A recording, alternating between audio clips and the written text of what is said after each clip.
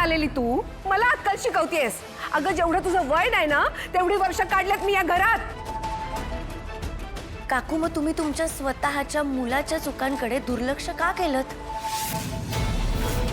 ज्यावेळेस त्यांनी पहिल्यांदा चूक केली होती त्यावेळेसच त्यांना शिक्षा का नाही केली? आईने मुलाचे लाड करावेत, पण ते इतकेही करू नये की त्या मुलाला कशाचंच भान राहणार नाही, ना कशाचा धाक राहील.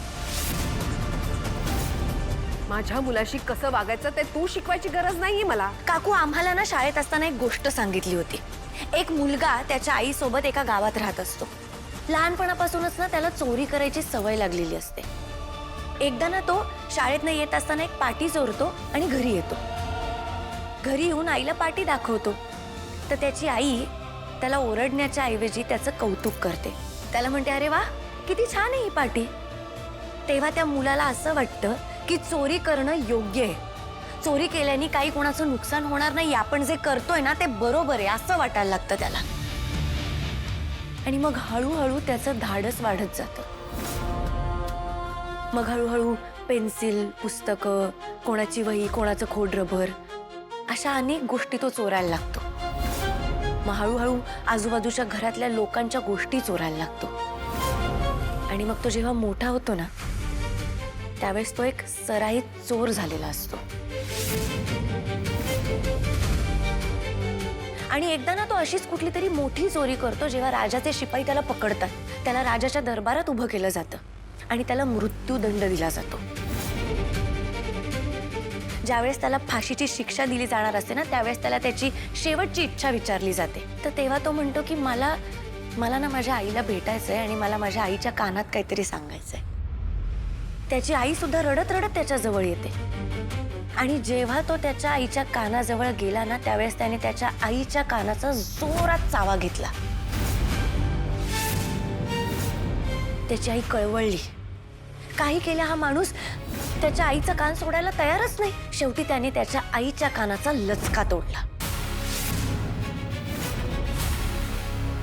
आजूबाजूची लोक घाबरली. आश्चर्यानं त्याला विचारायला लागली की का शेवटच्या क्षणी सुद्धा तू तुझ्या आईला दुखापत का केलीस?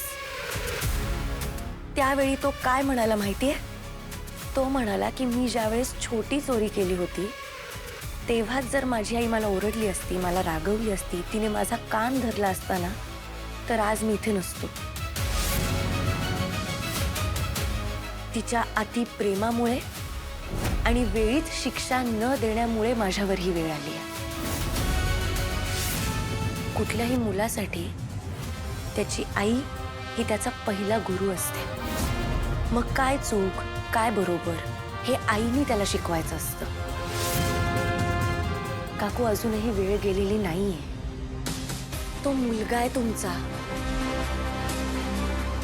तुम्ही त्याचे कान पकडा, त्याला समजवा, त्याला या गोष्टीची जाणीव करून द्या की तो जे काही वागतोय ना ते चुकीचं आहे.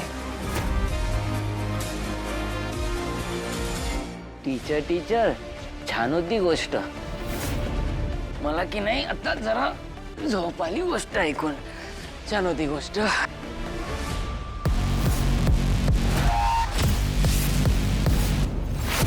काय टोल ना काय टोल भरू मग सोडशील? तुम्ही आज या घरात पाऊल ठेवायचं नाही.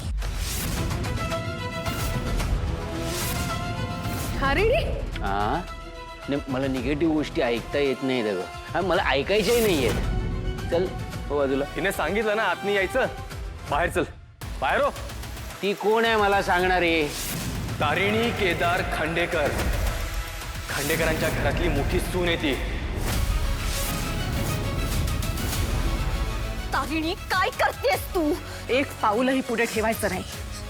नो. युवराजला त्याच्या चुकीची शिक्षा मिळायलाच पाहिजे. जेव्हा त्याची दारू उतरेल, जेव्हा त्याला त्याच्या चुकीची शिक्षा मिळेल आणि पश्चाताप होईल ना त्या क्षणीच तो या घरात पाऊल ठेवणार. कौशिकी, अगं पद्मिनी काकू, सॉरी, पण माझ्याकडे दुसरा पर्याय नाहीये. खरं तर चूक फक्त तुमची नाही पद्मिनी काकू. या सगळ्यात तेवढी चूक माझी आहे. हा चुका करत गेला आणि आपण दोघीही दुर्लक्ष करत राहिलो. पण नाही, आज मी ती चूक पुन्हा करणार नाही. आज मी माझी चूक सुधारणार आहे. तारिणी, दार लाव. मी पहिलं तुम्हाला झाली का सगळ्यांना? ए चल बाजू.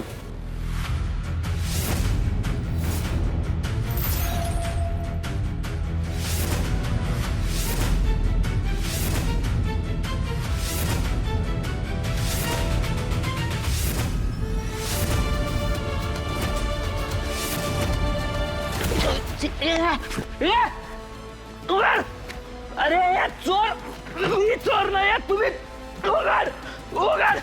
तो केदार चोर आहे. त्याने सगळी माणसं चोरली. एक पुरत एक वारस मी एका रात्रीत मला बेवारस कर वाट लावली माझी. युवराज खांडेकरची वाट.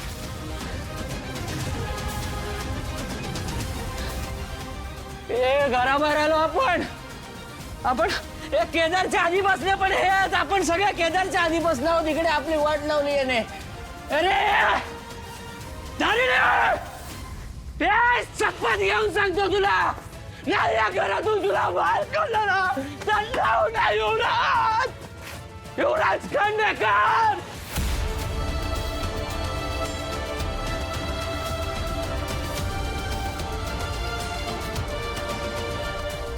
मला माहितीये तुम्हाला खूप वाईट वाटतंय,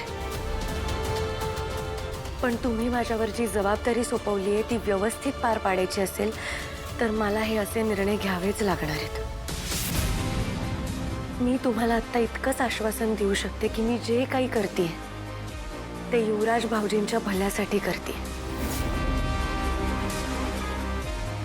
त्यामुळे कोणीही माझ्यामध्ये येऊ नये ही विनंती आहे.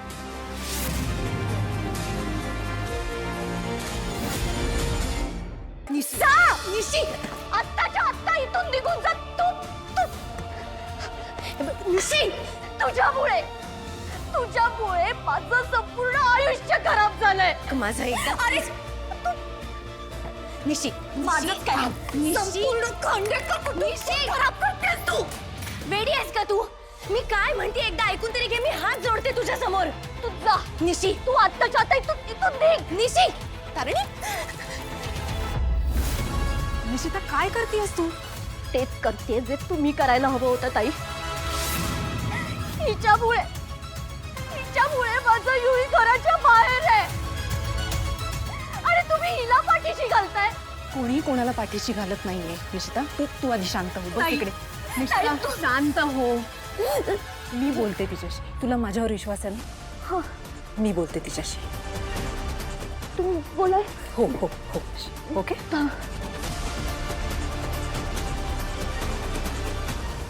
तारिणी, आपण त्याला प्लीज घरी घेऊया. अगं, अशा अवस्थेत तो रात्री बाहेर कसा राहील? त्याला त्याच्या चुकीची शिक्षा आपण दिली आहे ना. पास ना आता. प्लीज त्याला घरी आणू.